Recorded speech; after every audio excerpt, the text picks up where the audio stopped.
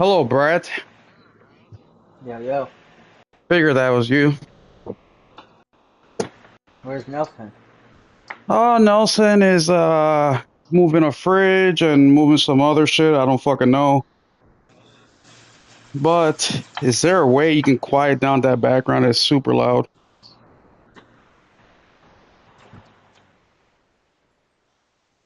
Is that better? Yes, slightly. That was my fan. Slightly. Sounds like you're on speakerphone. Is it that? Yeah, sounds like you're doing a whole bunch of shit. Yeah, I'm plugging in my Xbox. Plugging in my mouth.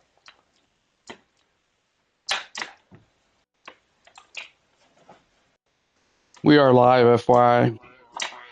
Oh shit. Since So you peace. since nobody gives a fuck. Is anybody in here? Anyone watching? Not yet. Oh.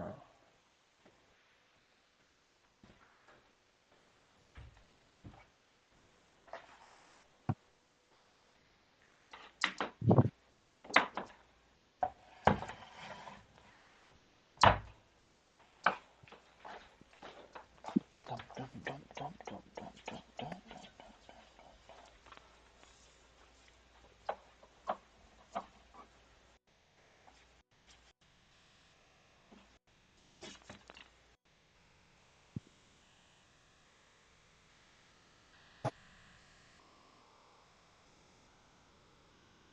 Fuck, bro. Can you get any worse audio going? Who are you? You Why are you hating, bro? better fucking hold that shit up to your face like a phone or something. Or put a headphone on. You don't have a headphone for your. I am using a headphone, Fuck, motherfucker. man. I'm hearing myself. It's echoing. It's all sorts of shit. That's your problem. No. Are you really echoing? Yes. Now it's off. Is that better? Way better. Well, Really? it comes and goes. Better? I don't know. We'll see. I just turned it down. That will probably help. You don't need to have it full volume anyways. I'm going to be talking loud like I always do. As soon as a few people come in, we'll start. Hey, what's up, Voyager? It'll probably be a quick one tonight, even though there's a lot of Not really. topics. It's a whole lot of Nintendo. Not really. It's only like three things on Nintendo, and they're all the same thing. Like 10 things, bro. Obviously, you're not paying attention. I am paying attention. Jesus. No, not really. Yeah, yeah, really. Because Mario Kart is still Nintendo, bro. Yeah, You know? it's three things about Mario Kart. Well, two things about And on Mario top, Kart, and one of them is actual Nintendo. What does it matter? Are you a gamer? Or are you not a fucking gamer? Are you a fucking bot? All you do is play on Xbox. That's it. yeah, you caught Well, me. next time I'll fucking have all Xbox topics. Xbox is on TV, topic one. Xbox is on a toaster, topic two. Xbox is on your mom's dildo, topic three. That's what I'm talking about, bro. What other topics about Xbox RPG should we have? On what?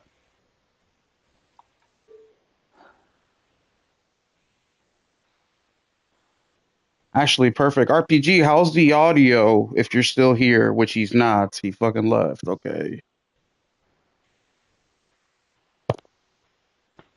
What assholes. Just kidding. Just kidding, guys. I'm used to it. There's a reason why we only get a few RPG sets. It sounds good. Good. Uh, there's a reason we only get certain amount of listeners. That's because people rather not listen. It's pretty simple there. But the people that we do have that show up, pretty cool.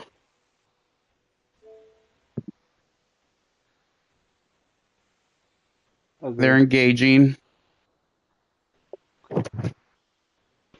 You only show up when you're invited. Bitch, that's not true, and you know that, No, I motherfucker. don't know that. Uh, Yes, you do. I mean, you hang out for like 20 minutes. Bro, I'm working 3/4 of the time. That is true. It is. I know. Oh, trust me, I know. Working Sundays sucks.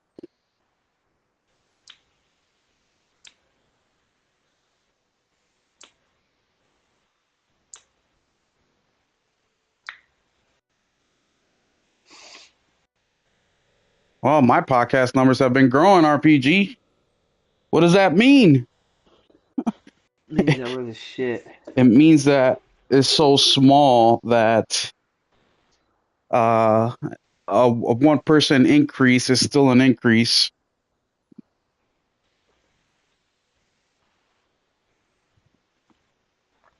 I mean, It don't matter how big you're. I do the podcast mainly to just talk to you guys and kick it. I really don't give a fuck about the podcast. It does nothing for my channel. Absolutely nothing. You What's the do care matter? about it a little. No, I do because I talk to you guys and I have fun. But business wise, it does nothing for the channel. It actually hurts me. Damn. We're gonna get started in just a few, guys. I'm literally people don't show up till about 10, 15, 20 minutes after, and so I want to give everybody a chance to come in. Hey, what's up, guys? But we got some what I like about tonight's topics is that they're not necessarily news topics. I mean, I guess they are news topics, but it's more about the games, which is what I really like. So many people, so many podcasts all week, all they talked about is the fucking Microsoft layoffs and video game industry layoffs and just some fucking stupid shit that is, what do you call that when you say something over and over and over and over again, Brett? Uh, Repeating yourself? Repeating. Oh my god, I can't believe I forgot the word. You know, just it's an echo chamber out there. You know what I mean? We have one of the biggest games. Hey, what's up on Holy Mayhem? We have one of the biggest games of the year that just dropped this week. And that's going to be actually one of our topics tonight because there's some interesting information that came out, and I'm interested specifically to hear what the chat has to say about that. And we'll see if what I say makes sense. We'll see if Brett has any inputs, but we're also going to be talking about a couple other things that I think you guys will enjoy. But we will get going in about 3 more minutes, y'all. What's up, Unholy? I already said that. Yeah, Ben Studio layoff sucks, bro. That happened, what, last week? Especially when they haven't put anything out since, I mean, I'm not going to count the remaster, but the remaster. And it's crazy because they laid off a couple of the developers who are probably some of the most active on social media, who communicate with people a lot. So it sucks that they got laid off because not a ton of developers or developers that are known to be developers are on social media engaging with fans on a big scale. You know what I mean? They engage, but they normally engage with their own circles and they don't really have like an open platform where people can just conversate and go over opinions and ideas, which is brave of them to do in all reality, especially with console warring and how people make console warring their fucking identity, which is fucking embarrassing, to be real with you. It's like Xbox lost. They lost. They're third party. They're doing something completely different. Like, why are we still talking Right. shit about Xbox? Like, who fucking cares? They are irrelevant. The only thing I want to hear about Xbox is what new shit they're gonna do. What new games are they dropping? What new hardware they're dropping, or should I say, what what new hardware are they attaching their name to? You know what I mean, Brett? Yeah, hell yeah. That's all I want to hear about Xbox. I don't fucking want to hear that Xbox sucks. Xbox went third party. We X, know. Xbox fucking games are 60 frames or 30 frames per second. Like, okay, we fucking get that, dude. You know, Game Pass, Game Pass, Game Pass. Like, okay, like, fuck, it's the same old song. This generation's been on already for how long? What, 5 years? Going on 6 years? Or, yeah, That's what it feels like. 5 years? It's like, bro, let's keep the shit moving. We have had some of the best games to ever release this generation. You know what I mean? In comparison to previous generations. So much to be talked about. But either way, I am going to go ahead, grab my little bottle of water, and then we'll get cracking with the intros and go over our topics for the evening and get this party jumping.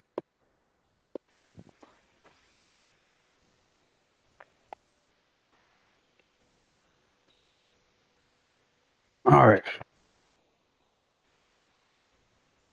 What is up, gamers? It is Will 777JP, and we are back with another State of Gaming podcast, man. Thank you, Unholy Mayhem, for being here, Voyager for being here. And like I was mentioning below, man, we got some pretty interesting topics going on tonight. We're going to be talking about all three again: Nintendo, Xbox, and PlayStation. I have a super interesting article from PlayStation that I definitely want to go over with you guys and get your opinion on that one. 2 days ago, I actually sat down and recorded a video going over that topic, but I decided not to put the video out and actually decided to talk about it on the podcast. So we'll go over that one today. And we're also going to be talking about games. Games, which is something these fucking podcasts out here or just YouTubers in general are not talking about. But thank you guys so much for being here today. We have Mr. Iron Man with us today, which I really appreciate. Iron Man, how are you doing, bro?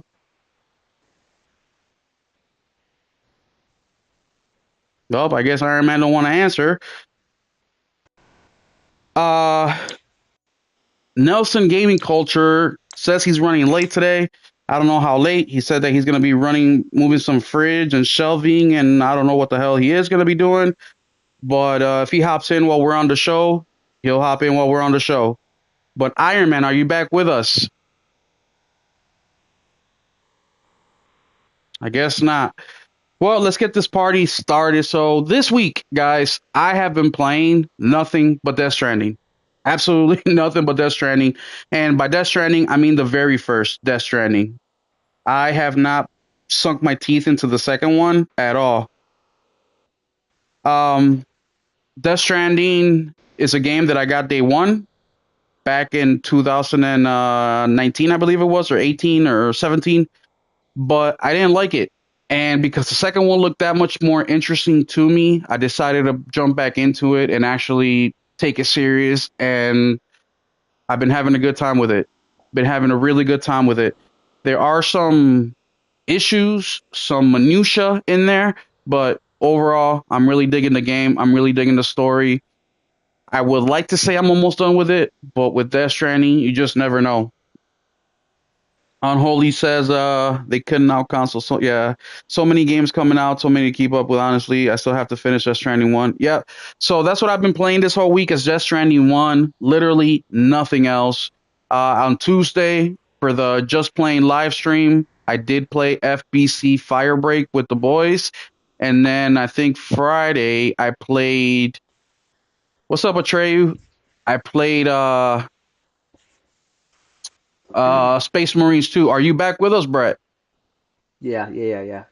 Hello, Brett. Introduce yourself to the people. Let them know what you've been gaming on lately. I'm Brett.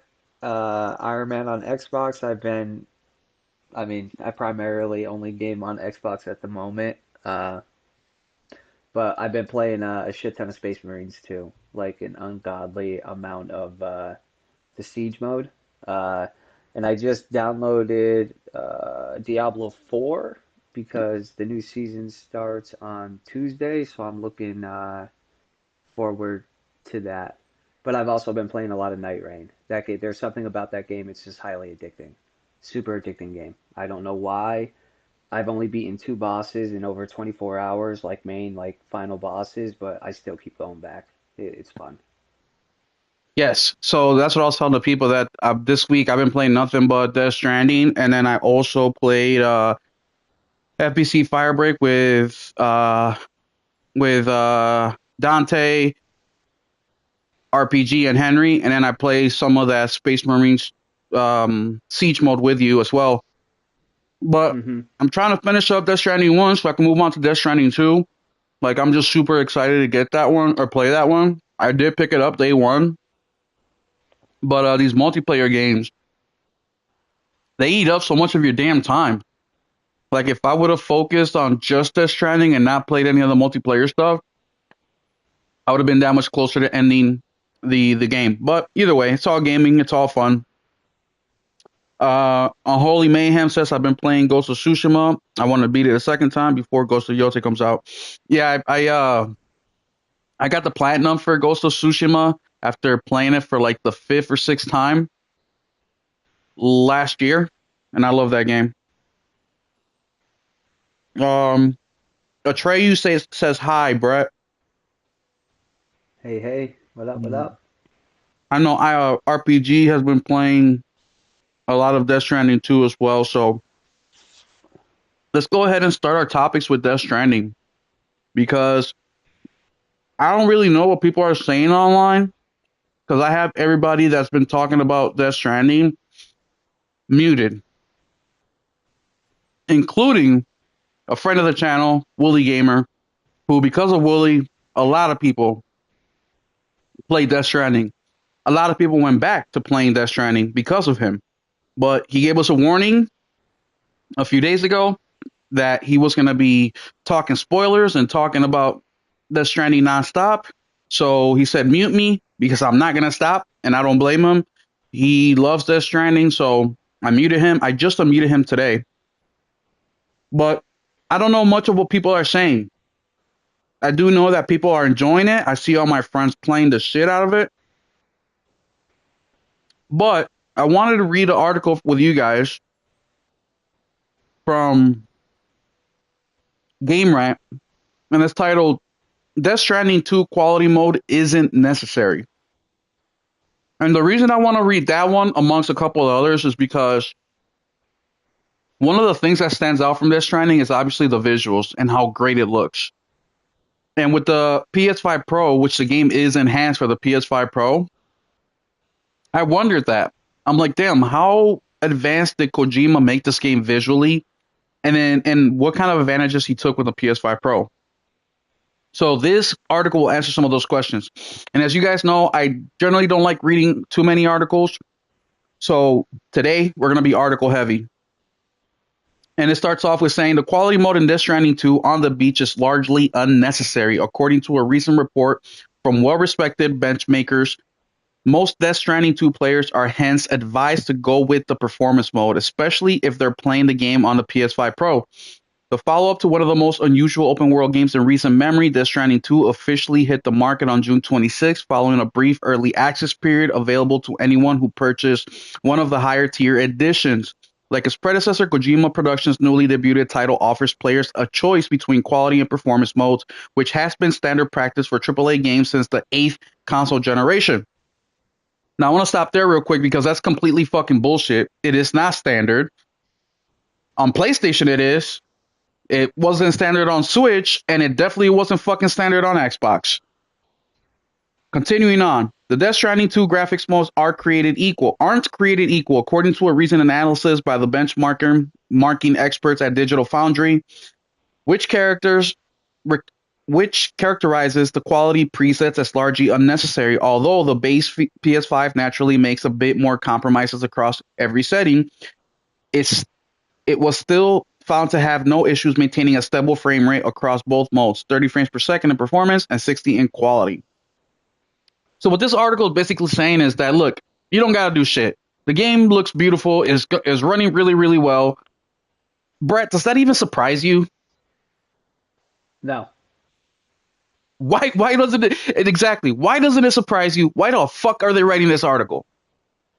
because I played the fucking game on a Series S, bro, and the first one, and the graphic quality on that was astounding. Like it was literally out of this fucking world.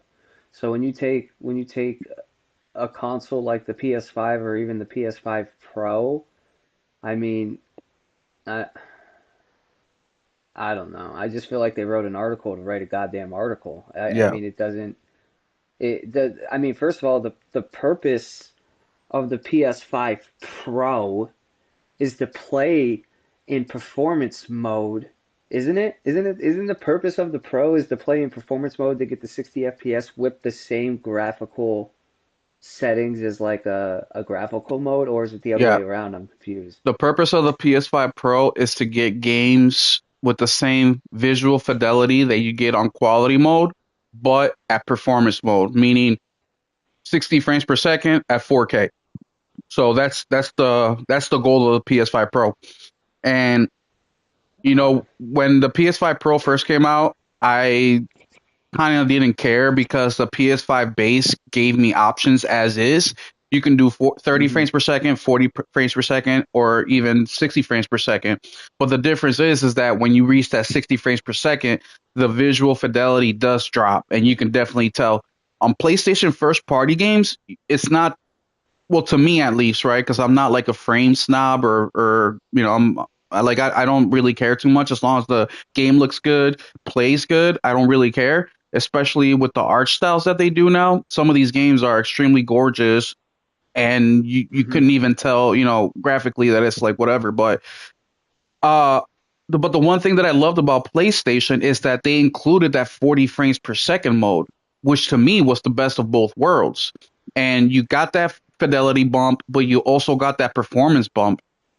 And I love that. So the PS5 is a little bit better, right? Because you get that 60 or the PS5 Pro, and you still keep those same visual features. Which now with games like Death Stranding, the Pro makes a lot more sense, right? But what this Hmm. article is saying is that the game looks gorgeous on both, which is a stupid kind of Yes. article because, yeah, the PS5 Pro is going to look gorgeous at 60 and the PS5 base is going to look gorgeous at 60, or I mean 30. Pretty fucking simple Hmm. here. So, yeah, you're absolutely right. But I wanted to warm you guys up with a stupid fucking question from the industry because you guys know how I feel about just the video game industry in general, especially with YouTubers, journalists, influencers. Like a lot of these fucking people don't fucking play games, and it just gets really fucking annoying, especially when they have such a persuasion over people and they say don't buy something, people automatically don't buy something because this fucking asshole who played 2 hours of a game says so, when in reality the game's actually decent, it's not bad. And it causes way more issues than it fucking helps. But that's my own personal issues. We'll leave that to the side for now. But the other interesting thing, and this is where I wanted to lead with Death Stranding, I wanted to establish that, yeah, the game looks amazing. People are having a good time with it. People are so enamored by Death Stranding right now that they're writing stupid articles that have nothing to do with nothing. But then I came across another article which is titled UK's Death Stranding 2 PS5 physical sales numbers down 66% compared to predecessor. But context matters. Now, people are going to look at that title and be like, oh, fuck, yeah, I knew it. Death Stranding sucks. No, that's not what this is about. What this is about is a couple different things. One, for one of the first times that I can remember, I don't know if you remember another game or chat helped me out with this one, where PlayStation gave early access for one of their exclusive games, like buying a deluxe edition, you got to play it a couple days early. I can't remember a time they did that. Brett, can you remember a time they did that? Chat, help me out. Is there a time where PlayStation did that? No idea, to be honest. I never heard of it. Me neither.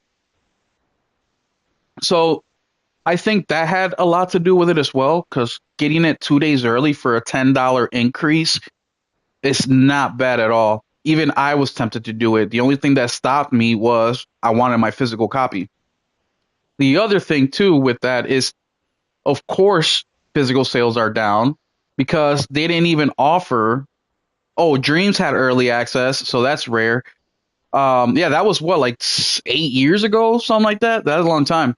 But this time the damn, I lost my train of thought. Oh, they did not offer a physical deluxe edition, which PlayStation almost always does. So you can play it 2 days early physically, and also just physical is less and less, which it might be a surprise to a lot of people. But I just saw a post by a big YouTuber, Spawnwave. You guys know Spawnwave. He posted, "Do you buy your games on Switch digital or physical?" And it was like 65% of people said physical. So it's super interesting how on some consoles people straight up buy majority digital, and on other consoles people buy majority physical. But some of these console makers are now trying to flip that around, like the Switch with their game cards and all that. But we'll get into that in a later topic. But Brett, do Nintendo you? games hold their value unlike everyone else. That's not true. PlayStation holds their value as well. No, they don't. You can go out for $5 2 years after launch. Come No, on you now. can't. No, you Okay. can't. Get I have. Horizon No right one now. does it. Go get Horizon right now for $5. Go ahead. Oh yeah, they remastered it. Try not. What? What do you want? Brett, do you Yeah. think Death Stranding is going to do better than the first one, or do you think it'll do about the same, or do you think it'll do worse? Mm, I think it's going to do better, and the reason why I think it's going to do better is the PlayStation community has grown significantly since the first one released, and I think there's and this is just the reality of it. PlayStation doesn't have many uh, first parties coming out, and this one truly, I mean, it's it's Hideo Kojima. I mean, it's yeah, I think it's gonna sell better, bro. I do. I'm excited for it, and I don't even have a PlayStation. Yeah, I agree Like, so as well. I think it'll do slightly better. I don't think it'll do way better. I think it'll do slightly better. There's a much bigger install base this time around, I believe, right? Because this thing came out in 2000 and I think 17 on the PS4. I'm gonna Google it real quick because I remember buying that game day one at GameStop. It was like a Friday night, Saturday night. I went in there by myself. Um, but I think it'll do slightly better than the first one. Also, because on when they promoted this game, they showed a lot of action, which is something they didn't do the first one. So it's gonna be interesting. Oh, 2019. Never mind. So yeah, 6 years ago, 2019. So yeah, I think it'll definitely do. So this was at the end of the PS4 gen. But the very first one was way more focused on story when they promoted it. This one they focus a lot more on the action aspect of it, and people are attracted to action. And just some of the clips that I've seen on social media, there's way more action in this game, not including what Kojima himself showed us. Do you think this game will end up going to Xbox in a year or two, like the first one did? uh, yeah, ah, yeah, yeah, I do. Yeah, I think so as well. I mean, the game went everywhere. Went on. I mean, especially if especially 2 years. I see it potentially being because I do I see the next and last generation of Xbox releasing I would say probably 2027 and like late 2027. I see that being something for that, to be honest. I do. We had that discussion last week where a lot of people were saying that by the end of 2026, a new Xbox will be out. But yeah, I think that by then, Xbox, whatever they do, should have a console powerful enough to be running at 60 frames per second, 4K, like the Pro does right now. But yeah, it's going to be an open question, and I think it's about having the game or the console that it's running on being powerful enough for it to run. Unholy Man says, I'm waiting for Stalker 2 to come to PS5. Yes, me too, but unfortunately, it might be a while. Voyager says 8 months, it will be multi-plat. Well, so RPG saying in less than a year, it'll be multi-plat. Wow. Interesting. Death Stranding. I don't see it, but hey, that's what we're all opinionating here now. Anything else you want to say about Death Stranding, Brett, before we continue on here? Before you cough my ear off? No. All right. Sorry. Let's continue on with PlayStation because PlayStation has some interesting news coming out. Or not interesting news coming from PlayStation, but some interesting news coming in regards to PlayStation. Yeah, good bong rip, Brett.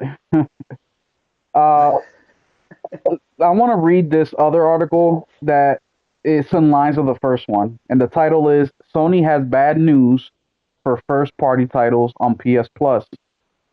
And it says here, PlayStation Plus subscribers shouldn't expect to see any first-party day one releases on the subscription service in the near future, as a company executive recently stated there are an estimated 47 million PlayStation Plus subscribers across the subscription service multi-tier system, but some may be giving Sony some side-eye when comparing it to the Xbox Game Pass model business. What do you think about that, Brett? Do you think that PlayStation should join the day one thing like Game Pass does? Well, no. I don't think they should. I don't think they have to. But I've read that whole article because I think you posted it before. And That if was you actually read the whole article, the Or want to post a version of article it. isn't focusing on people being pissed off that games aren't coming day one. It's more along the lines of they say that they like their idea of bringing certain first-party games 12 to 18 months later onto the service. And people are like, we don't even see them that long after they've been released in the first place. And people are like, you're adding these shit third-party games and then taking whatever first-party games you have on there and taking them off. And it's like pissing people off. It's not necessarily that they're bothered that they're not going day one, but no, it's not something they have to do. Yeah, so It's really not. PlayStation treats their subscription service very, very different than Xbox does. And I like PlayStation subscription service because people forget PlayStation has close, if not over, 1,000 games on PS Plus. If you're at the highest tier, you have, I believe it's over 1,000, but we'll say roughly about 1,000 games in that subscription service. That is huge. There is a lot of quality games in there. Yeah, they're not new games, but let's be real. Most people playing video games aren't like us. We're buying games day one. We're playing games day one. We're not playing just a couple games per year, right?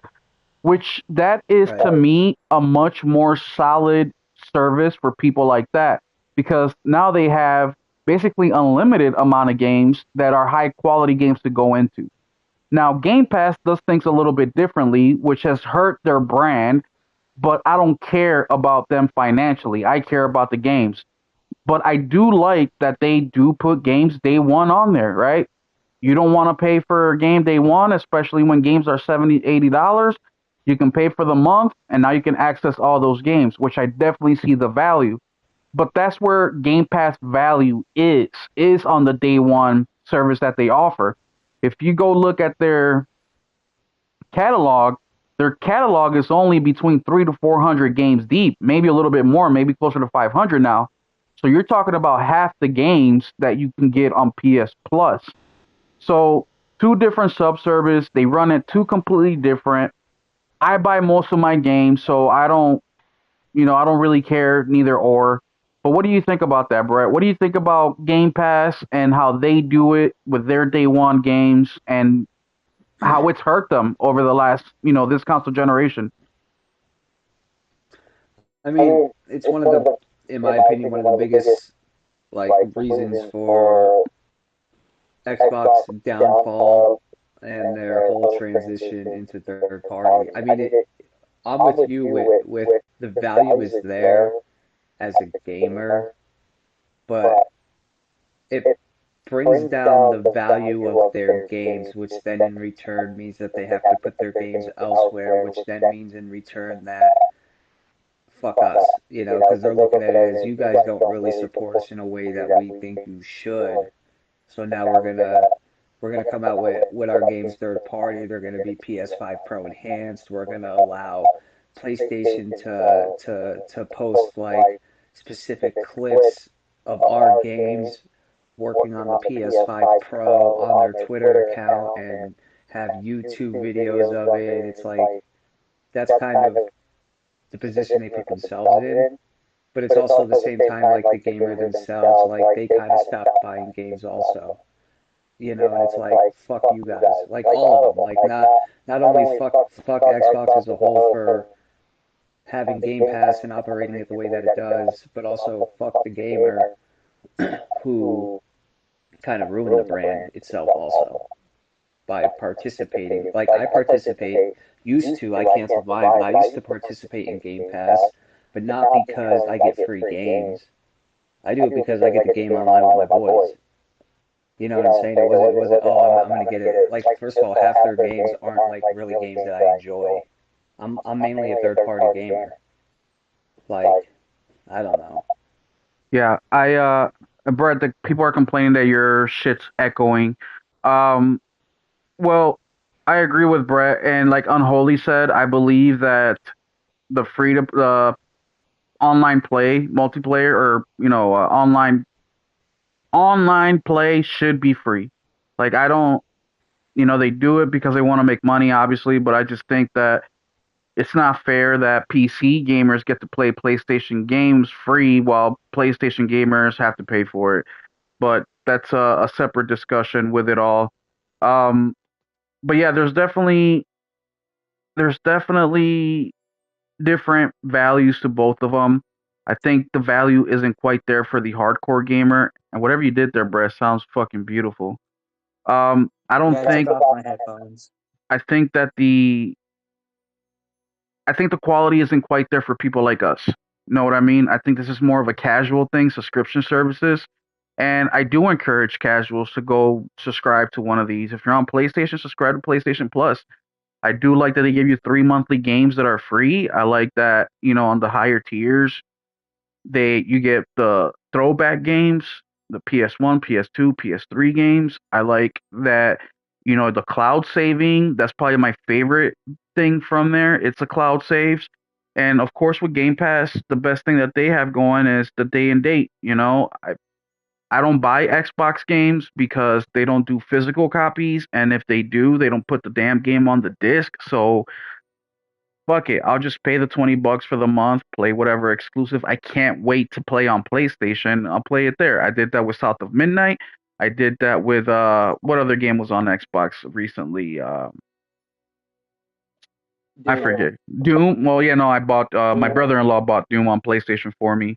But yeah, whenever there's a game like that, I'll usually wait till there's a couple of them because I know I'll beat them like within a week and then I'll move on. But another game that is an Xbox first party game that is coming over to PlayStation is Hellblade 2, Senua Saga. That one is coming in, what's the date here? I think it's August.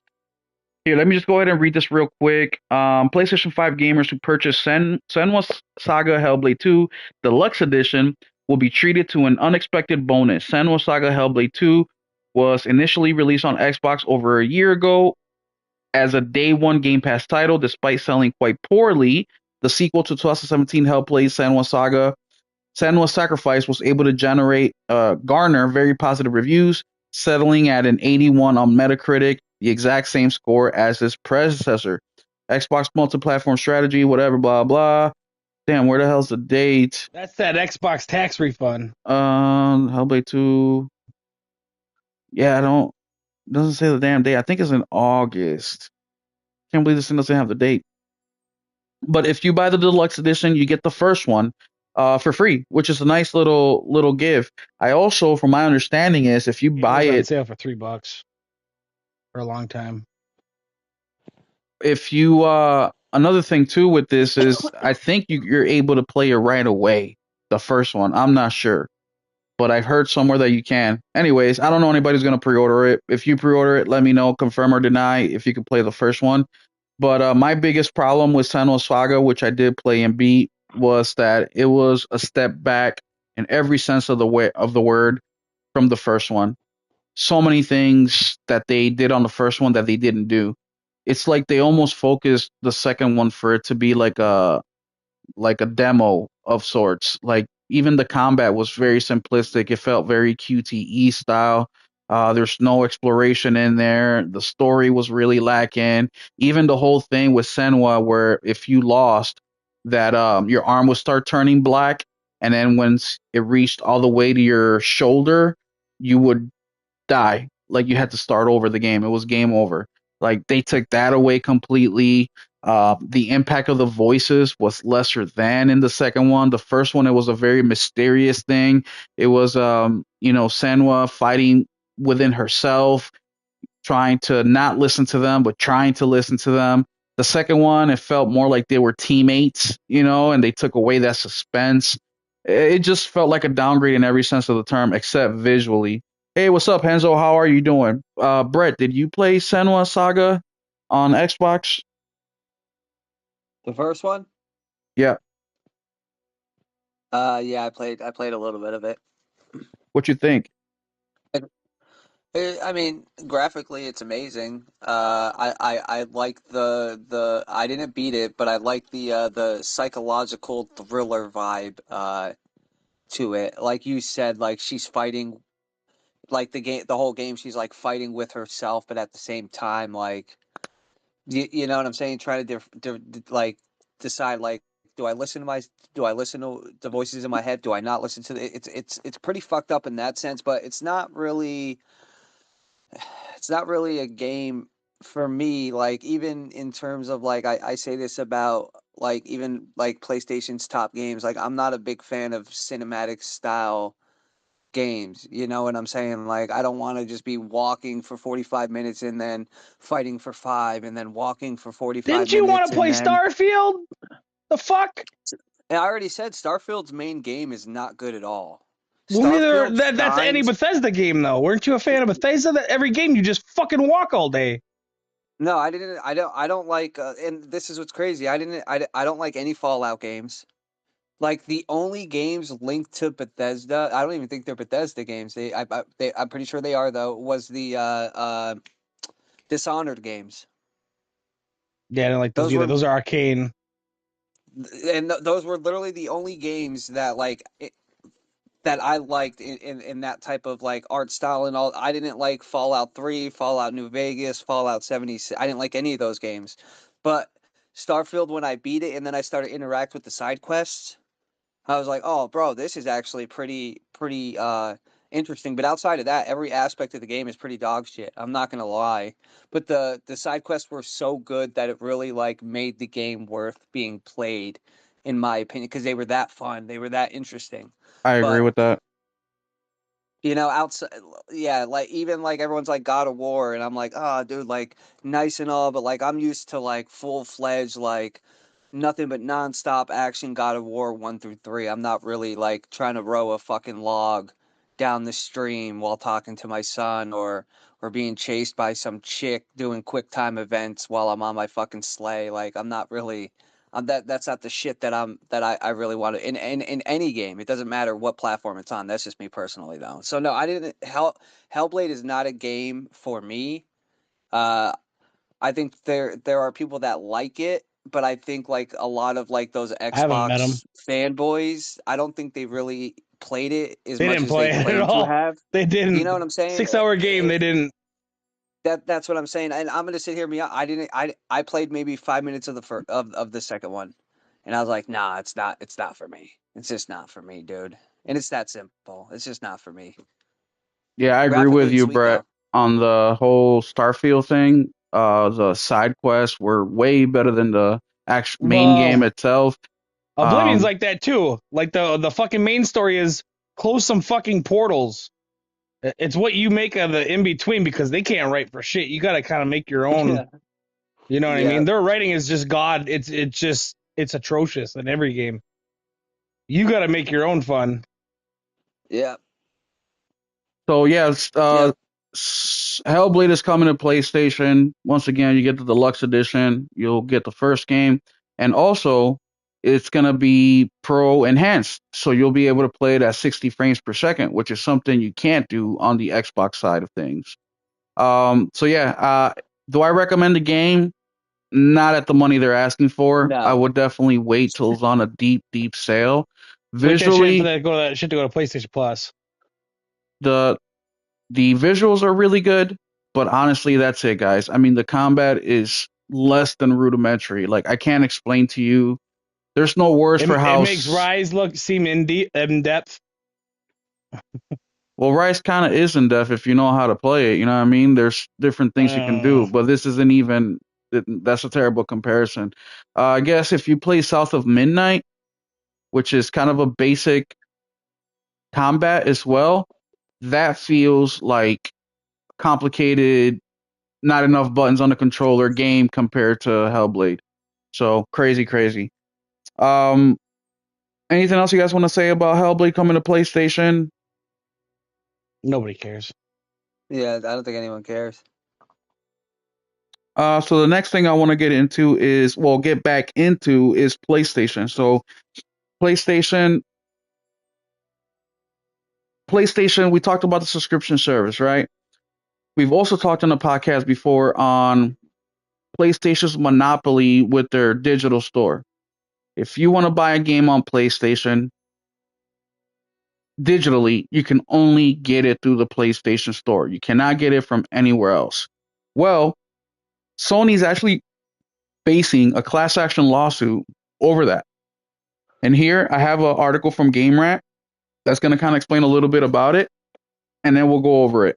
And the article starts off saying a class action lawsuit has been filed against Sony in the Netherlands over gaming giants' digital pricing tactics and alleged abuse of dominant market position. Spearheaded by the Massachade and Consument Foundation, a Dutch consumer group, under the Fair PlayStation campaign, the lawsuit argues that PlayStation is inflating prices on the PlayStation Store and restricting consumer choice through monopolistic practices. Sony is no stranger to legal trouble over the PlayStation Store. Back in 2022, a high-profile €5 billion class action lawsuit was filed against Sony in the UK, set to go to trial in 2026. It alleges that Sony breached competition laws by enforcing restrictive terms on developers and publishers selling games on the PlayStation Store.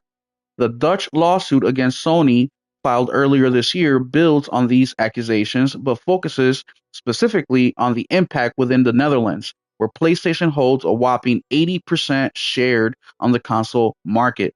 According to the Massachade and Consument Foundation, over 1.7 million Dutch consumers may have been overcharged by Sony due to artificially inflated prices on the PlayStation Store. Economic research cited in the lawsuit claims that digital versions of games cost 47% more than their physical counterparts on average, even though digital distribution does not incur any costs related to shipping or packaging. The lawsuit also points to Sony's strategy of locking users into its ecosystem, particularly through digital-only consoles like the PS5 Digital Edition, and banning alternative storefronts from operating on the platform. All of this combined has supposedly led to a so-called Sony tax that cost Dutch consumers approximately 435 million euros, $505 million since 2013. The situation is exacerbated by Sony's pricing decisions, including recent increase to the PS5 retail price across several regions, citing inflation and currency fluctuations. Legal representatives argue that Sony's ability to make such decisions unilaterally with no market alternatives or competitive pressure demonstrate how limited consumer choice has become. The foundation hopes that a successful outcome in court will force Sony to open its digital ecosystem to competing sellers, which could lead to lower price and more options for consumers. So I'll stop it there. The article continues, but just to give a quick little synapse, what this lawsuit is saying, which is specifically in the Netherlands, is saying, hey, Sony is only allowing people to buy games on the PlayStation for PlayStation on the PlayStation Store and nowhere else. Two, PlayStation is making it so that digital is the primary option. Three, they are also inflating the price on digital goods where the same exact thing physical is cheaper. Meaning, if a game is selling for $70 physical, digitally is selling for 43% more, according to the lawsuit. When I first saw this, I said to myself, right lawsuit, wrong time. The reason it's the wrong time is because PlayStation still has a physical option. So I don't know how far this lawsuit is going to get. Now, the lawsuit from the UK, that is set to go to trial in 2026, so next year. So that obviously has some legs because it's going to trial. It's not being settled out of court and it didn't get dismissed. One of my biggest arguments with why physical is so important is to prevent a lot of things like this. Pricing, getting gouged by pricing, also ownership, right?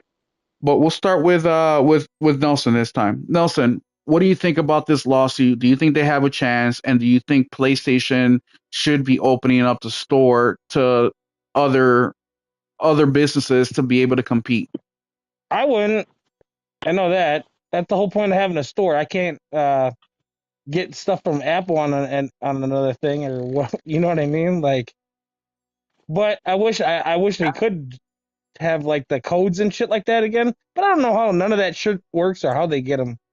To be honest, I don't know how none of that shit works. Well, remember, I agree. Like, do they buy them from PlayStation? Do they just fucking download them off the internet and sell them to people? And I have no idea how that shit even works. To be honest with you, Well, that's where the publisher comes in, right? So the publisher would make the codes. They're all serial coded, and there's X. They print out so many of them. But I agree with Nelson when it comes to first party. When it comes to first party, yeah, you can only buy it from PlayStation at the PlayStation Store. But that's not the lawsuit here. The lawsuit is you're taking the whole industry, funneling it only into the PlayStation Store, and on top of that, you're charging more money than the physical counterparts. Uh, Brett, what do you think about that? I think what's crazy is when you said they do still sell a physical copy, and then I look at it and I'm like, yeah, but they also do sell an all digital console, and then it's like, yeah, but yeah, you can but they still buy a disc drive too, yeah, Yeah. unless but you do you got an see the Xbox. problem there? Do you not see the problem there? It's I'm selling you this, right? I'm selling you this, but for you to get the best prices on your games, you also have to buy this This. attachment that you Hmm. had no intentions of buying in the fucking first place because we sold our digital next to our PS5 digital next to our PS5 one with a disc tray, and you still decided to buy the discless one. So you have no intentions of even buying a disc anyways. So like it's like if this is like as true as they're saying, I think it's pretty fucked up in terms of if you want to sell physical and that's how you want to operate, well then all your consoles should be a physical console standard with the option of buying digital games through the store itself. It shouldn't be, oh, we're gonna sell you a digital only console, but we're gonna sell our digital games only through our store, and the only time you can get it cheaper is when we decide to sell it at a discounted price. And outside of that, like if you want them cheaper and you want to go to buy them like from like a fucking another store, you have to buy this fucking attachment that we sell that you had no intentions of buying anyways. And it's like either way you look at it, it's kind of grimy from like a gamer standpoint. Because even when games are getting ready to come out, I could literally go to a website and buy a digital version of that game on Xbox for already probably a standard $5 to $10 cheaper. Five Yeah. to $10 cheaper, Well, yeah, in certain spots. that's why I said that. Well, I said in the beginning of this that this is the right lawsuit at the wrong time.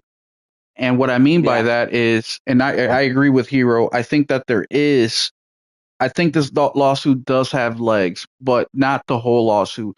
I think the part where this lawsuit may actually succeed is PlayStation charging 43% more for a digital product when physical is 43% cheaper, right? So Yeah, I that's want to know where where, they get that number from. Like, where well, is that coming from? How is that? Like, do they have proof of, like, dude, that's pretty.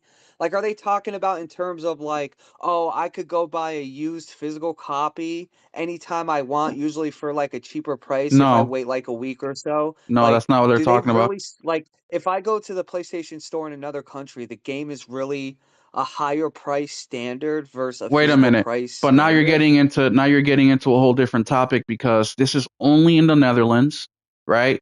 So this isn't here. Yeah, And the it's Netherlands or in a lot of countries in Europe, the console itself or pricing in general is just more expensive, right?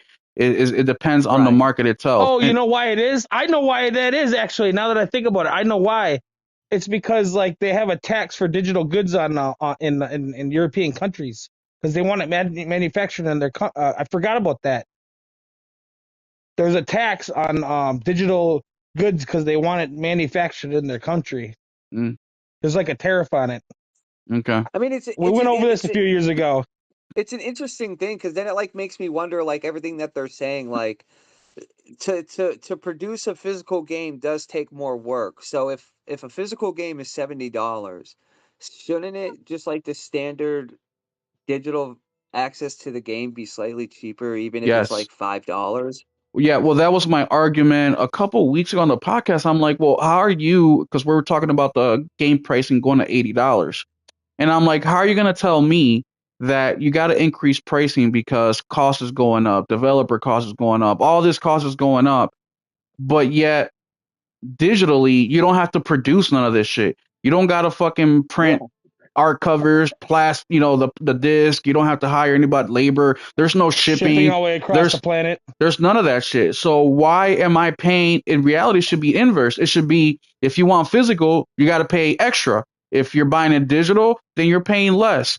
But that's why I discredit the price increase. It's not that I don't think that pricing is going up because I definitely do. I mean, we all do. We go grocery shopping, we pay our bills. We all know the price is going up on shit.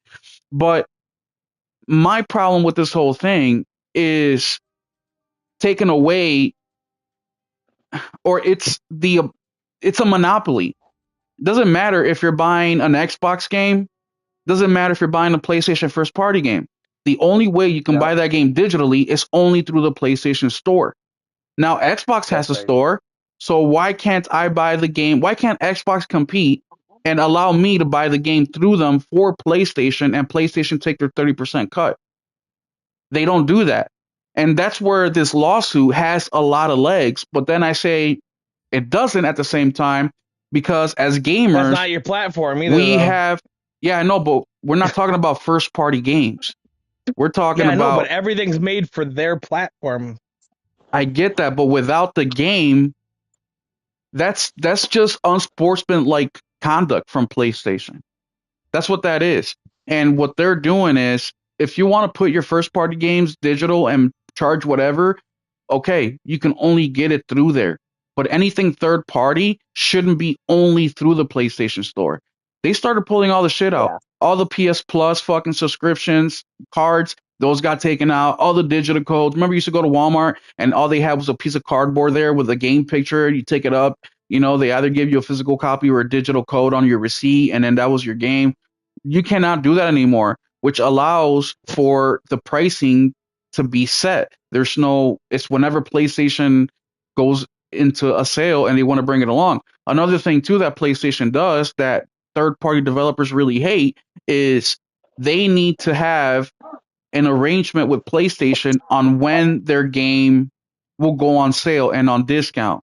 Meaning, if PlayStation is going to have a fucking sale starting in August, then you as a third party consumer need to have, or you need to select one of these events. I forget if it was within the year. It was something like within the year. So it's not like a developer wants to say, hey guys, you know, Yeah, if my shit's still fucking towing, fucking selling bananas, I don't want to put it on sale yet. Yeah, or How I am I want supposed to know that? Yes, or I want to put it on sale, but I can't because PlayStation dictates all that. So it just becomes very fucking monopolistic and very greedy and very just, it's not good for the consumer. Right now, imagine, all right, you have a game you want to buy for PlayStation. Well, you can check on PlayStation. Nah. You can go to GameStop. Nah. You can go to Walmart. Nah. You can go straight to the developer. Nah. Or you know what? I'll buy a physical. You don't have that option with digital. And that's part of my complaint with digital only, because PlayStation, and not just PlayStation, but a lot of console makers, a lot of publishers, they want as much control as possible. Later on, that's going to get into editing your games, right? They put out a game, they don't like the reception of one part, they cancel it. Something culturally happens where now things are looked as, you know, oh, that's bad. They can just delete it, right? Without you having a say in it. But it's a super interesting lawsuit. I'm gonna keep an eye on that one. I've been keeping an eye on the one from UK. The one from UK is looking real scary for PlayStation. That one is worth billions of dollars and is already going to trial. And the UK is way more consumer friendly than the US is when it comes to digital and online protections. United States is so far behind this shit. It's not even funny. I mean, I write to my congressperson twice a year. Every 6 months, I write them a quick little email saying, "Hey, in video games, this is how things are digitally. I'm not allowed to do this. I'm not allowed to do that. Physically, I can. Please help out. Do something." But any little thing that we can do, guys, because this is our favorite hobby. We spent thousands and thousands of dollars a year on this stuff, and you go log into your fucking account one day and they banned you because you said fucking a stupid word that they don't like, and now you lost all your shit. That's ridiculous. Anything else you guys want to say about that? Speaking of physical games, my kids found their Switch games that have been missing since Christmas. Hey, And I can walk through their bedroom. Yay. That's what I Oh, did. hold on. That was my whole Friday. Watching them fuck off and waste my entire Friday. here, I'm gonna drop Sorry, it right now. I've had a very frustrating weekend. I'm gonna drop it right now. RPG. Hold on, let me get it real quick. All right, here you go. Unholy, join the Discord, bro. Talk to all of us in there. Uh, My oldest is suspended right now because his younger brother purposely got him suspended by saying dirty shit in his account. So he's grounded for the rest of the summer. The little one. Yeah, he did it on purpose.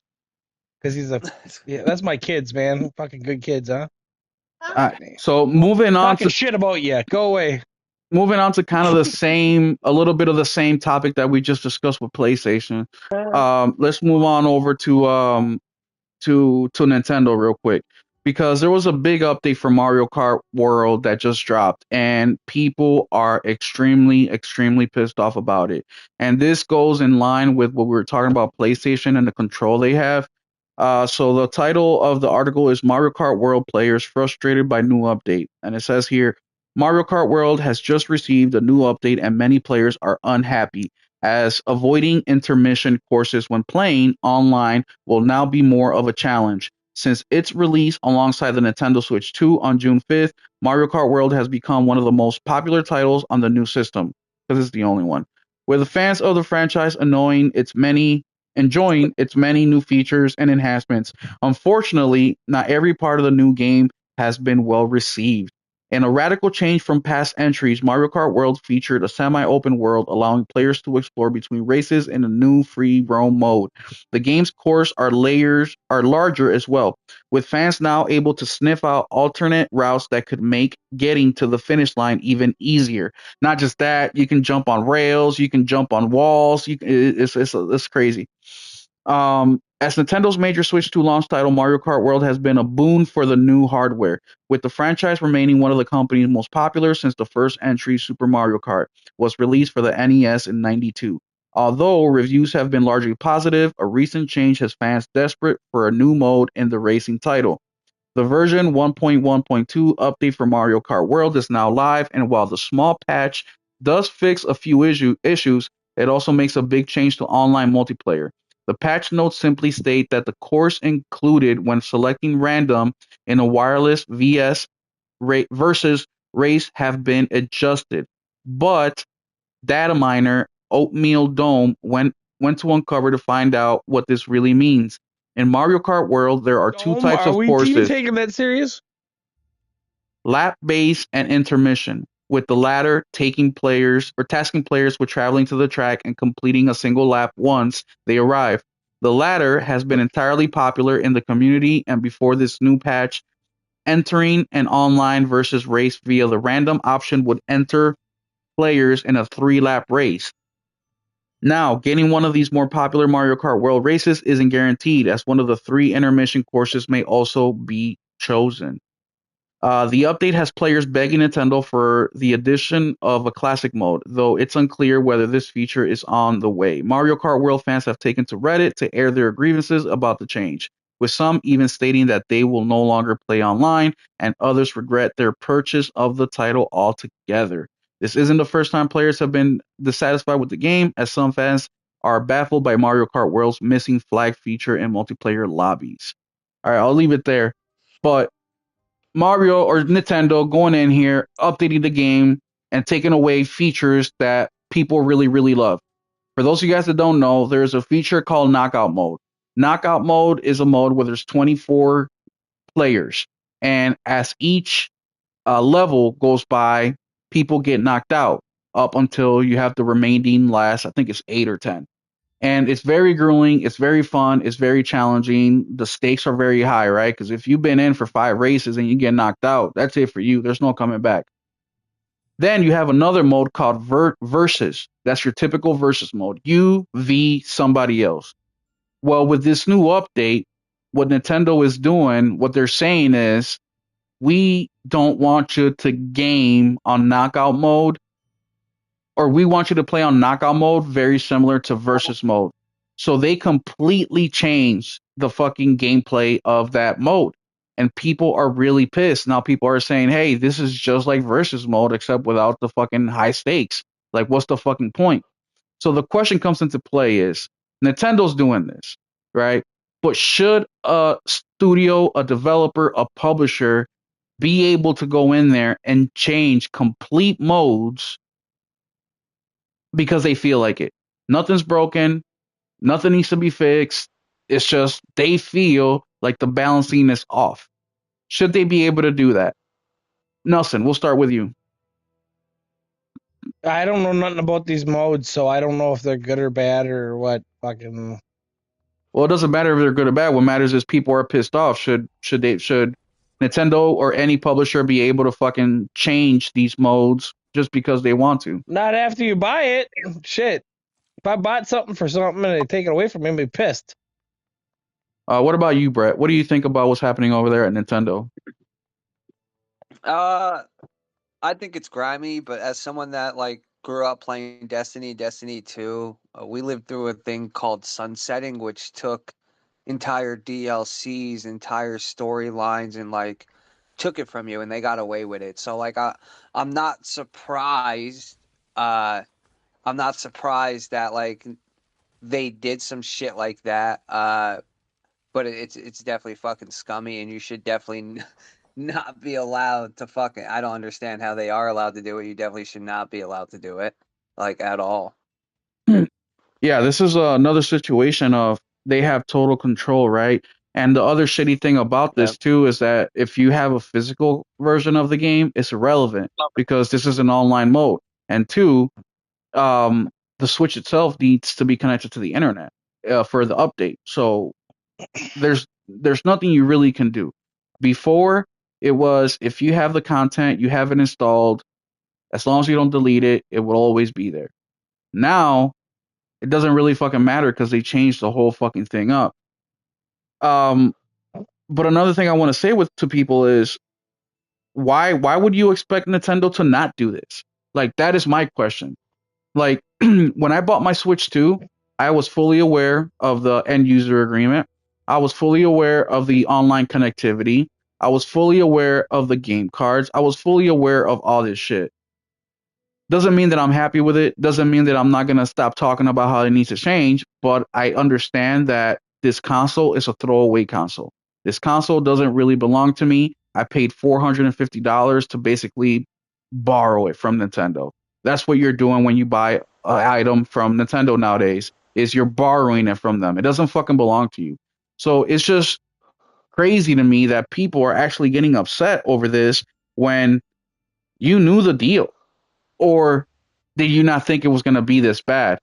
Nelson, what do you think about what I just said? Do you think that people are wrong to be pissed about this? It's Nintendo. That's what Nintendo's going to do. Or do you think that people are... Nintendo's gonna Nintendo. I don't know. Nintendo's gonna Nintendo. You know they're gonna do what they want. Fuck. And everyone's gonna buy it. What? Can you not hear me? Unholy Mayhem says, I keep giving Nintendo money, but goddamn, they hate their fan base. It feels like... No, they do hate you. It's not, it feels like they hate you. They hate you. They hate you so much that you create some fan art with some Pokemon, they're shutting you down. They will sue you. They will fucking... And it's not even... And the thing about Nintendo, and the reason I say they hate you, it's not even because they do that, which that already should be an indicator. But the reason I know they hate you is because they take it to the extreme. Like the crime or the punishment never fits the fucking crime. Never. It's just always overblown. Like that one dude who created that one chip to mod the Switch, the first one. Him and his team made $300,000, right? $300,000 off this mod. Nintendo sued him for $15 million and won. This dude has his paychecks garnished for the rest of his life, and he will never even come close to paying this thing off. And you know what Nintendo's gonna do? They're gonna go after his fucking family once he fucking dies. Like, that crime doesn't fit the fucking punishment. And that's on top of the 3 years he did in jail already. And that's what I mean, that Nintendo hates you. It's not that they're stopping you from doing something that most other developers and publishers encourage. I mean, fuck, Horizon to this day, or PlayStation, who makes Horizon, Nelson? Gorilla. To this day, Gorilla has a fucking fan art highlight of the week, where every week they take pictures that fans drew or cosplays that fans took picture of, and they pick out the best ones, and they make a quick little 1-minute video, and they highlight the best ones. And they do that to this fucking week. And so many developers do the same thing. Back when that one dude made a YouTube channel, not monetized, it was free. He took all the OST music from Nintendo over the last 30 fucking years, in an era where Nintendo didn't have any way, shape, or form for you to listen to their music, and he did it free, right? He recorded all the music from his games. So it wasn't like he stole it from anywhere. No, he took it straight from his games. But Nintendo, what they do, they shut him down, and they try suing him. So it's not enough for them to shut you down. They want you to hurt. And that's why I don't like Nintendo. You don't even want to stream Nintendo games. You're fucking crazy. It's insane. But then why? If I'm making a video, I make sure my kids aren't playing a Nintendo game in the background, in the back seat. Fucking crazy. It's just ridiculous, man. Nintendo hates their fans. They hate their fans. So when there's an article that I just saw that the Nintendo CEO is apologizing to the fans because there isn't enough Nintendo Switch 2s out in the market, he's just full of shit. He's just apologizing because they couldn't make more money than what they could have. but they are just the most piece of shit company. They're more piece of shit than fucking Microsoft is. Microsoft steals everybody's ideas. Nintendo fucking milks their ideas, and they shame you for saying that they milk their fucking ideas. Moving to the next topic in regards to Nintendo is we have Mario Kart. I'm sorry, not Mario Kart, but Switch 2 owners warn. Mr. Unholy Moly joined the Discord. Yeah, I know. I'll say what's up to him after I'm done with the podcast here. Switch 2 owners warn against buying the console used due to Nintendo's anti-piracy policy. Now, this is the discussion we had on the Discord last week. Everybody ganged up on me because they said that Nintendo should be able to do whatever the fuck they want. My argument was that if there's a mom out there who's looking to buy fucking a Pokemon game for her kid, she doesn't fucking know anything. She just sees that she can get a Pokemon game for $40 instead of $70, $80 at the store. She go buys it. Next thing you know, it's a fucking bootleg copy. The kid puts it in the console. Nobody knows anything. They play it. Nintendo sees it. They break your fucking $450 console that the single mom just took fucking how long of saving up, working 2-3 jobs to be able to afford this shit. But Nintendo doesn't discriminate. To them, a mistake is the same thing as somebody doing something intentionally. But let's continue with the article here. Some Switch 2 owners are warning consumers against buying the console secondhand due to Nintendo anti-piracy policy. Specifically, there's a non-zero chance that a used Switch 2 unit has been banned from online services, and confirming its status is not straightforward. Let me stop there real quick. While Nintendo's banning consoles, there also isn't a way for you to verify to see if that console is banned. There is no registry. There is no system. You can't go to Nintendo.com and type in the serial number to see if this thing is fucking bricked or not. The latest version of the Nintendo account user agreement that was rolled out in early 25 saw Nintendo explicitly reserve the right to break or partially disable any Switch or Switch 2 system. That's another thing. It's not just the Switch 2. It's also the Switch 1. And not just the Switch 1. It's also the Wii U and the Wii and any Nintendo console that is connected to the fucking internet. They can break any of those. FYI, for those of you guys that don't fucking know. Switch 2, I understand, right? It's a new rule. You can make your choice right then and there. But to fucking backtrack it to the fucking as far back as you can? Jesus Christ. User agreement. Nintendo explicitly reserved the right to break. That it determines was modified for piracy amongst other violations. The company began enforcing this provision shortly thereafter, with the first reports of related console bans emerging in mid-June 2025. Switch 2 bans have now become widespread through that some owners are actively warning consumers against buying the console used, at least without taking sufficient precaution. One such cautionary tale was recently shared by Reddit user Bimmy Tung, who purchased a Switch 2 labeled as an open box return from Walmart. Although the console appeared physically intact, during in-store inspection, Bimmy Tung discovered it was banned unit after bringing it home. Nintendo Switch 2 error code 2124458 explained.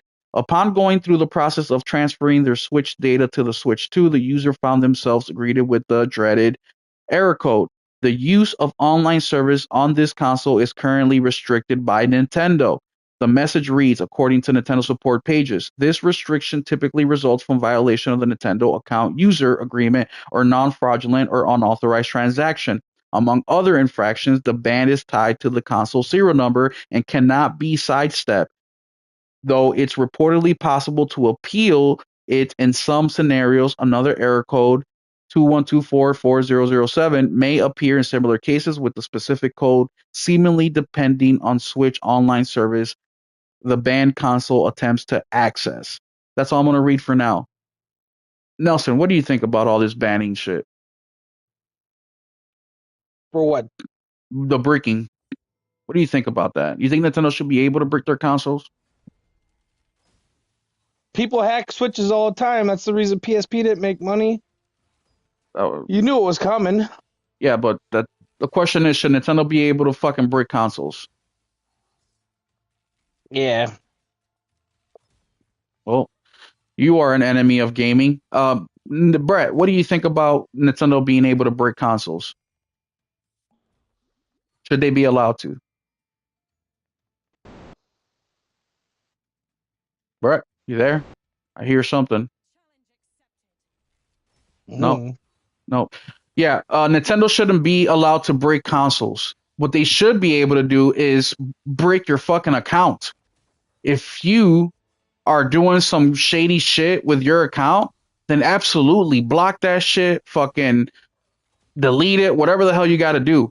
But breaking a whole console is just not right. Let me see what the chat says about it real quick.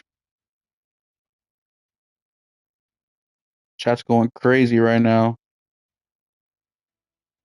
Oh my goodness, come on, YouTube. This is just typical, yeah, unholy, typical Nintendo.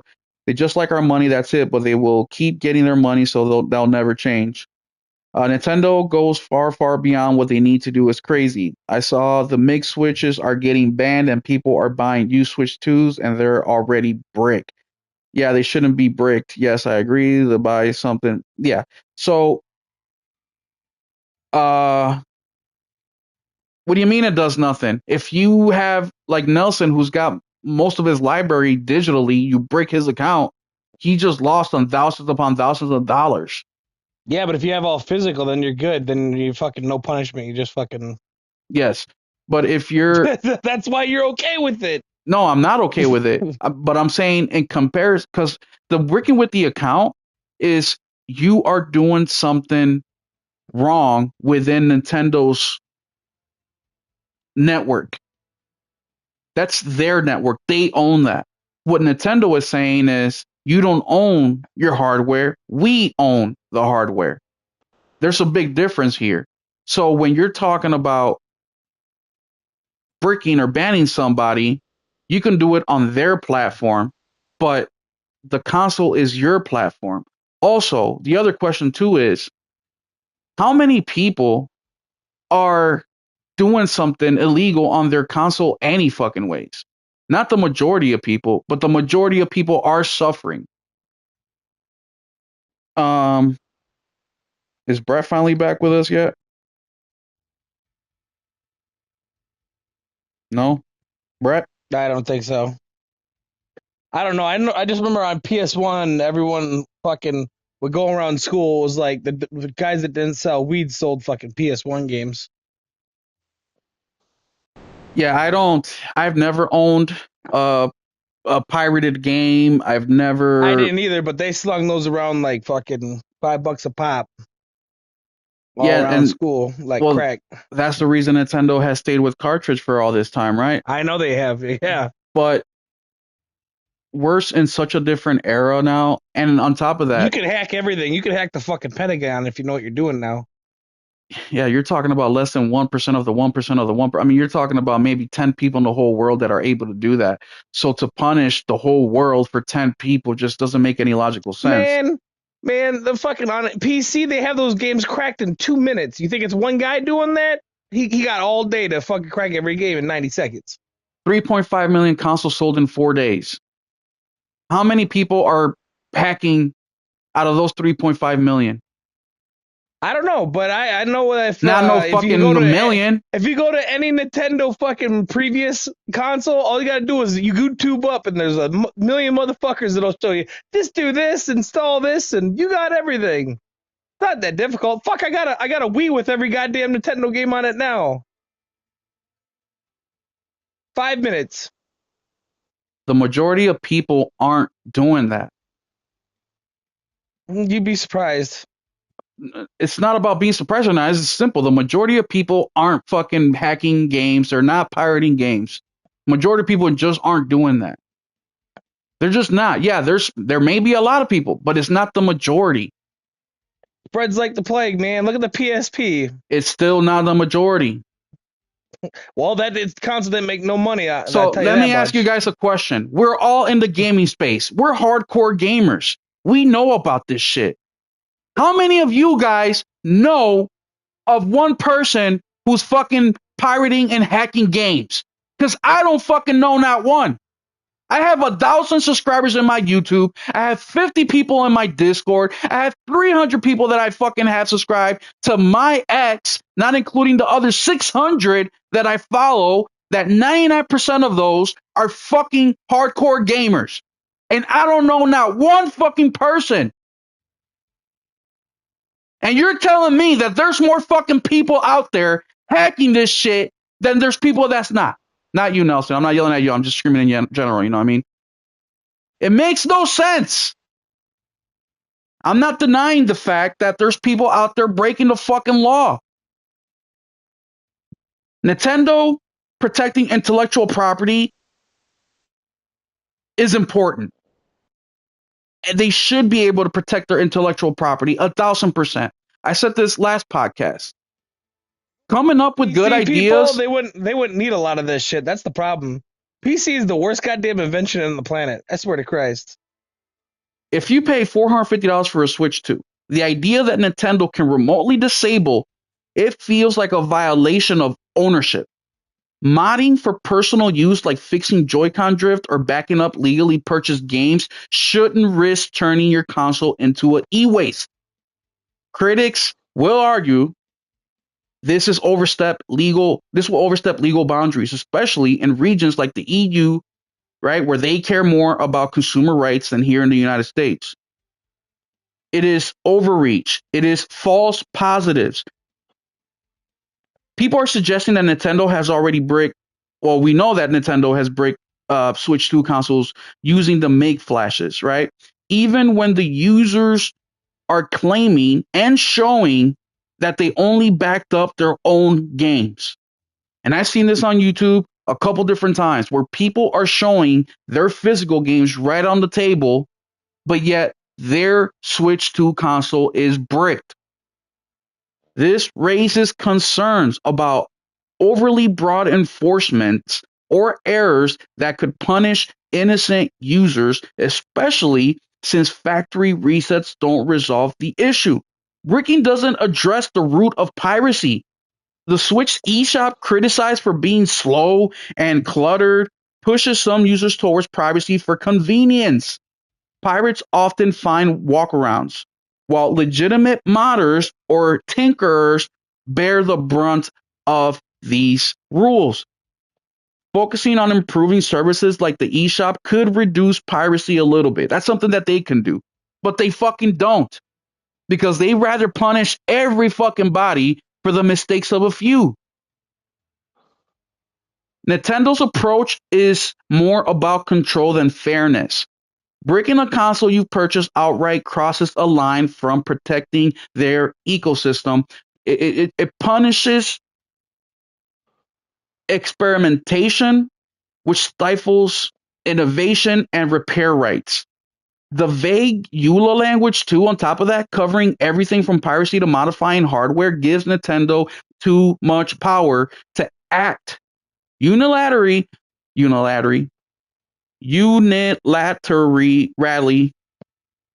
potentially without recourse for users. Not potentially, without recourse for users. Meanwhile, their aggressive stance hasn't eradicated piracy. It just drives it underground and it explodes it even more. As seen with persistent modding community, we've seen those guys get completely fucked and go completely under and fucking make piracy work even harder. On the flip side, Nintendo business model relies on tight control over their IP, and with the Switch 2 digital heavy approach, they're doubling down to avoid the rampant piracy seen on the older systems like DS, which is another thing they can combat by re-releasing these games for the modern hardware. No, Nintendo shouldn't brick Switch 2 consoles. It's a disappropriate response that alienates legitimate users and risk bad PR, especially when less extreme measures like banning accounts from online services already deter privacy. We know this. Improving the eShop and making games more accessible would do more to curb piracy than turning $450 consoles into paperweights. However, if Nintendo insists on this path, they need clear guidelines and a process for appealing mistakes bricking to avoid punishing users unfairly. Come up with something, Nintendo. Come up with something. If you're going to go this extreme, then come up with something where people could combat this. When people could say, you know what? Here's my evidence. I own these 10 games. I was using my MIG cartridge for these 10 games. Here's my evidence. Unbrick my shit. Okay, cool. You're showing us that you own it. You're showing us what you were doing it. Okay. But they're not interested in that. Hey, I'm pirating fucking Nintendo games because I can't play fucking Mario RPG from 1990 whatever. Okay, then we'll come out with Mario RPG for modern hardware. Now I have no interest. Most people would rather buy the real fucking thing that works than buy some bullshit. How many times did I wait for a movie to come to fucking Blu-ray and DVD over getting a bootleg because I knew that the bootleg's gonna have some dude standing up in the middle, fucking coughing his ass off, going to go to the bathroom, and it just ruins the experience. Fuck it, I'll just wait for the real thing to come out. Most people are like that. Most people are about convenience. That's why digital is so huge, because people like the convenience of digital. So anybody saying that Nintendo should be bricking fucking hardware is completely fucking idiotic, in my opinion. You are against freedom of ownership. You are for control. You are for not owning anything. Now people are saying, oh, it doesn't affect me. Oh, the fuck it does. Like I already told you guys the example of the fucking mom who bought the game for the kid, not knowing that it was a bootleg. Now the shit is fucking brick. Or if Nintendo even thinks you're doing something crazy, your Wi-Fi fucking stutters a little bit while you're playing the game, and Nintendo says, "Oh shit, this is odd. Let's brick it."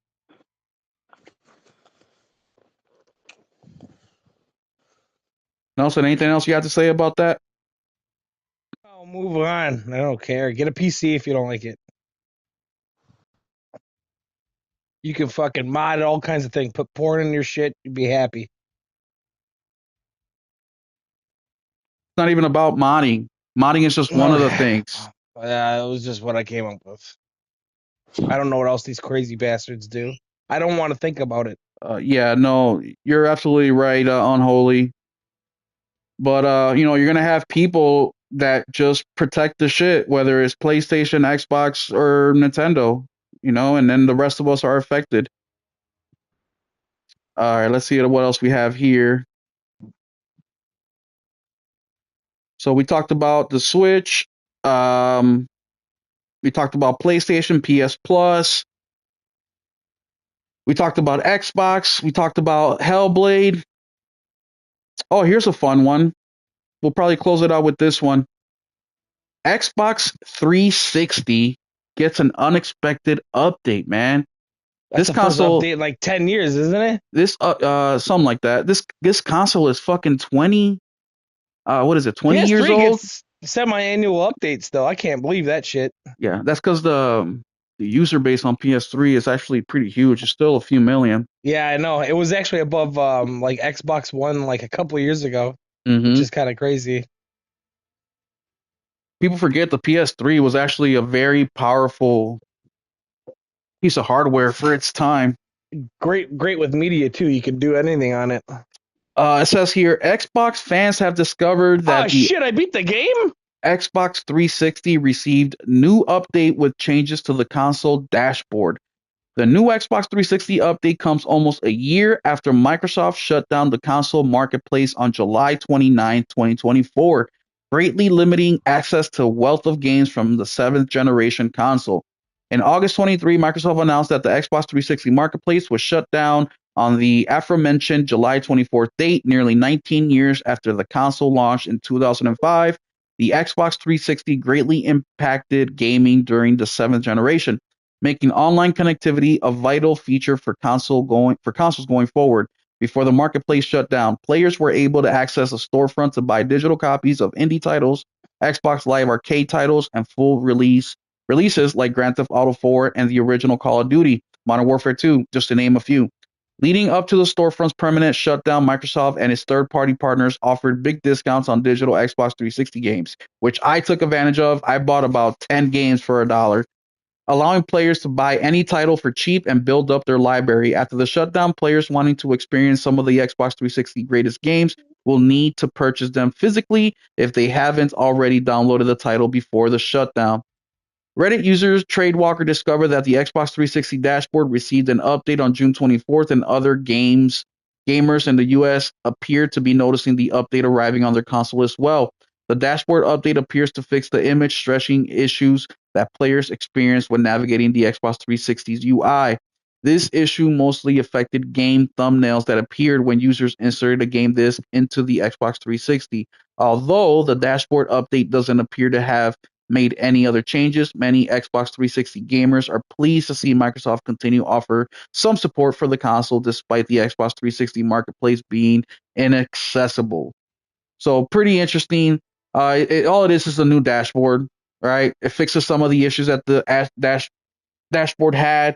20 years too late, but hey, better than never, I guess. Nelson, do you know anybody who's still gaming on the 360? No, because most of them are broken. I know a lot of people that still play on PS3, but a lot of people got a Xbox just to play their 360 games. But that's why I have one. Play their old Xbox exclusives better. The thing I really like about Xbox is that you can play all those games on the Series X. You know, you only really need a 360 for those titles that aren't backwards compatible. That's the majority, but they have most of the good one, like the top. They only have like, what is it, 5 to 8% of the games, but it has a lot of the bigger ones, I guess you could say.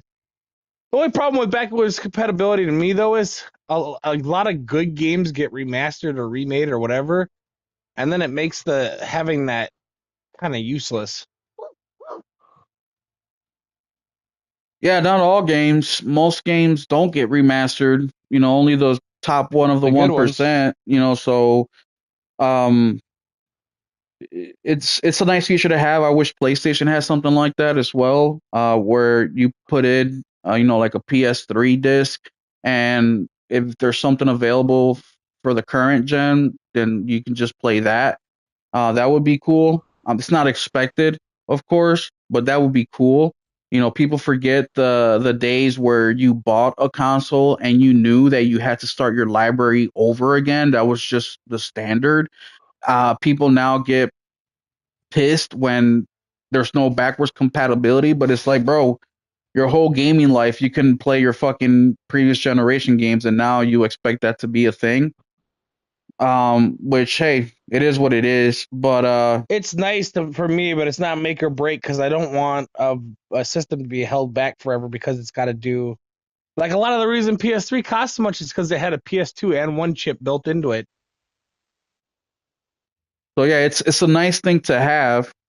But like I said, if they're, you know, especially with PS Plus going the backwards route, if there's a, you know, if you own Turok for the PS2, you put that disc in. There's obviously a PS4 version of the same game. Just let players play that version of the game.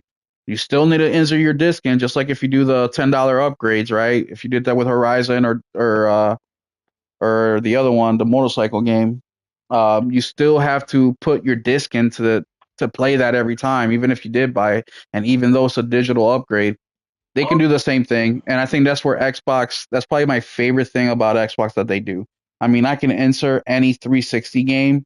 Like for example, if I insert Gears of War, the 360 version, I get to play the Gears Digital of version. War Ultimate Edition automatically, right? So I don't have to buy multiple copies. Nintendo could definitely use something like that, but that is unicorn thinking. That's never ever going to happen. Nintendo definitely doesn't give a fuck about what's best for the gamer.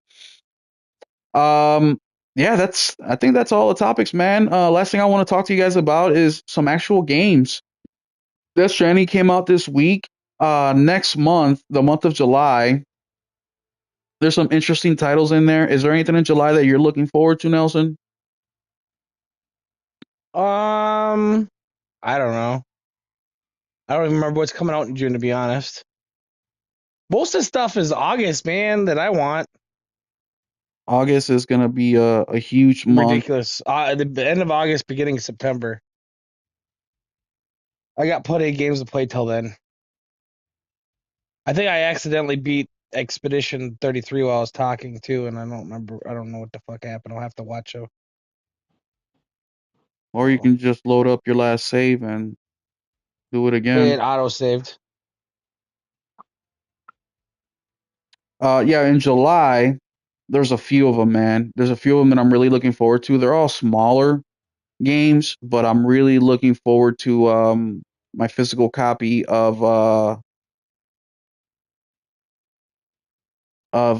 damn, what the fuck is the name? I had the fucking let me pull out my list, bro. I can't believe I forgot. Altars. Double Dragon Revive? No, just kidding. That's in That's for me.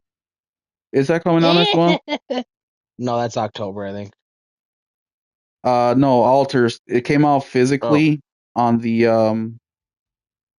well, it came out digitally, but I really want the physical version, so I gotta wait for that. Then wait, I gotta look at July. We're not in June no more. no, June it ends in the day after tomorrow. Video game releases. I think July is normally really slow, or August is when things start picking up. Killing Floor 3. I'm trying to get that, so if anybody is getting Killing Floor, hit me up so we can play on Donkey Kong! some of that Super Mario together. Jamboree. Donkey Kong, I'm looking forward to as well.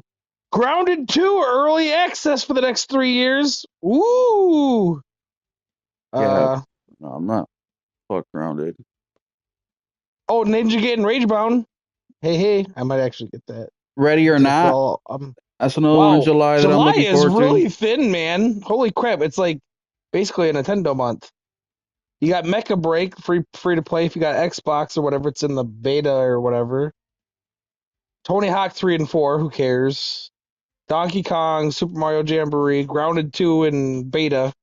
Probably be in beta for a couple years. And Tales of the Shire. I don't even know what the hell that is. And Ninja Gaiden. That's all I'm seeing here. Yeah, that's a slim month. That's a week in most months, or less even.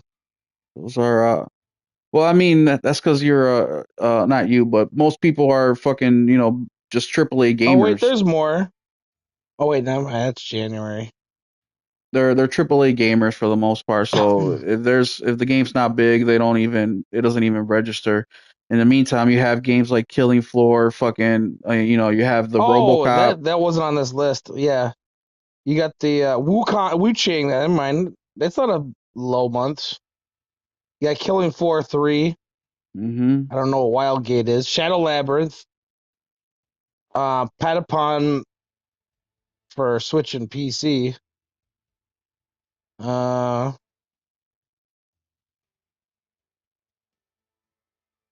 Man, August is where it's at though.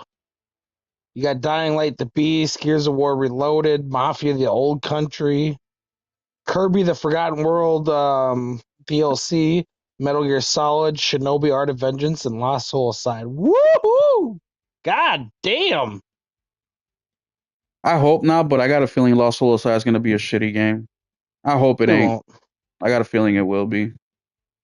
It won't. It's Chinese. I'm not even going to buy it day one. I am. I'm gonna check it. I'm gonna see I'll let you know. But it just looks. You can go buy Dying Light and play that, and I'll play Lost Soul Aside, and then we can review different games. I might not even be buying Dying Light. There's no physical copy. Oh. So I don't know what Sword of the Sea is. I might have seen it and forgot it, but we will see. If I have a gift card of some sort with some money, I may. I got like $30 on PS Stars. Oh man! And then like a couple days after that, you got Hell Is Us coming right already. Yeah, I know. And then a couple days after that, Everybody's Golf. I'm getting that day one. Silent Hill F. Baby steps. You're getting that one Crossroads. Too. Oh, how much is it? Yeah, I probably will. Isn't it on PS Plus? No. No, I don't think so. No RPG. Fucking Light No Fire is a 2035 game. 20 never game. What the fuck are you talking about? Light No Fire ain't never happening. Light no Get over fire. You better prepare. You better Hey, prepare you know when it's your. come out? It's coming out the same time as Little Devil Inside. No, There you go. Little Devil Inside has a release date. Oh no, never It does mind. not, No, does never it? mind. That's Little No, it's Nightmares. not. Yeah, Yeah, it's the same as fucking. Nelson's right. It's coming out with Little Devil Inside, bro. You better prepare your kids. You better tell your son right now to pre-order a fucking collector's edition for his kid to play that shit. You can give that to your great grandkid's fucking birth. That'll be his birth present. Yeah. Unholy says next game for him is Eden Zero. I don't know what that is. I have to look it up. But that is it for today, y'all. Thank y'all so much for being here, man. I know it was a light show, but man, we got through our topics pretty fucking quickly. I did most of the talking. Nelson's over here trying to beat games instead of fucking talking to us. Brett, he fucking dropped out. I don't know. His boyfriend came over or something. You know, he plays Xbox, so he probably has two boyfriends. But no, I appreciate you guys for being here, man. We'll be back next week, as always, at 8 p.m. Central, 9 p.m. Eastern Standard Time.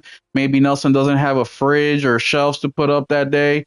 It's gonna be a long weekend, so 4th of July weekend. So The fan had to get ordered. The fan's out. I dropped ice back there, cleared ice out of the freezer, and my wife's all pissed off at me. And my garage door opener I lost, and we were trying to get that synced up one. Like, we're just gonna order different ones. It's not working, and then we brought it in a bookshelf for the kids that I picked up earlier today. I've been running. I'm never fucking home. well, I mean, shit's gotta get done. I know, it's just exhausting. Ain't shit gonna do it by herself. We're not some chick who can get some fucking dude, promise him a fucking Yeah, a touch of the boobs to do it for you. yeah. Show them your titties and then have them work all day. Yeah, that's not how it works for Trust us. me, I would be doing it if yeah. Oh, I'd be taking advantage of that all fucking day. I'd be spreading my butt cheeks if it got me anywhere. I would never have to work at that point, Me ever. either. I'd be at home fucking eating ice cream and fucking watching Netflix all fucking day. Well, playing video games, obviously. Pop on the cam, do some fucking self porn and shit like that. Make a few $1,000s and go back to doing what I want to do for the rest of the day. I don't think I would do that. I'd be more low key. But yeah, definitely. All right, y'all. We'll catch you next week. Stay tuned to the channel because I may do something Friday on 4th of July. I don't know how soon I'll get home that evening. If I don't see fireworks, which I normally don't, it's all to my son. If he wants to see some fireworks, I'll take him. If he doesn't, we'll come home and I might go live on that the day. 6th, isn't it? Oh, okay. I think it's on the 6th. What's on the 6th? Sunday. Oh yeah, Sunday's the 6th. Yes, 4th of July is Friday. But yeah, or I might go early in the. No, actually, it won't work in the morning. I got family shit to do. But either way, we'll catch you guys on Tuesday for the Just Playing Live with my co-host RPG or Voyager 88, and then And stay check out my tuned. OnlyFans. Stay tuned to Nelson's OnlyFans, which is fucking $1.99 a month, and he gives you life tips on how to stroke Nintendo's you know what. So there y'all have it, man. Thank you so much for being here. We'll catch you in a couple days.